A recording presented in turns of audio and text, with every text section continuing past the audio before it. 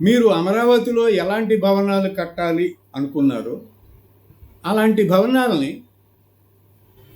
జగన్మోహన్ రెడ్డి గారు విశాఖపట్నంలో కట్టేశారు. మీకు మీ కళ్ళ ముందే ఉన్నాయి, స్పష్టంగా కనిపిస్తున్నాయి. విజిట్ చేశారు, మీడియాని వెంట పెట్టుకుని వెళ్ళి తీసి చూపించారు.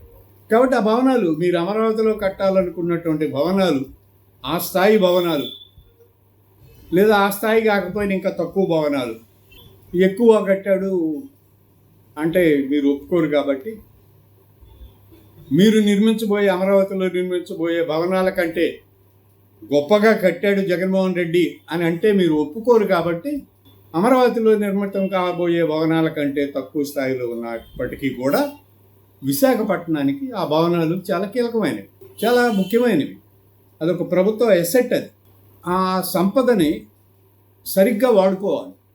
ఇప్పటికే ఏడాదిన్నరగా అలాగే ఉంచారు. బిల్డింగులు వాడకుండా అలా ఉంటే పాడుపడతాయి. ఇంకెంతకాలం అలా ఉంచుతారనేది అర్థం కావడం లేదు. కాకపోతే ఇప్పుడు పవన్ కళ్యాణ్ గారు వెళ్ళొచ్చారు కాబట్టి ప్రభుత్వం ఆ భవనాలపై, వాటి ఉపయోగంపై ఒక నిర్ణయం తీసుకునే అవకాశం ఉందని ఆశిస్తున్నాం. అలాంటి నిర్ణయాన్ని స్వాగతిస్తాం.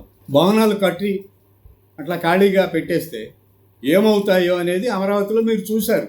భవనాలు ఎంత పాడయ్యాయి, ఎంత దెబ్బతిన్నాయి అని. ఈ భవనాలను కూడా వదిలేయకండి మరి.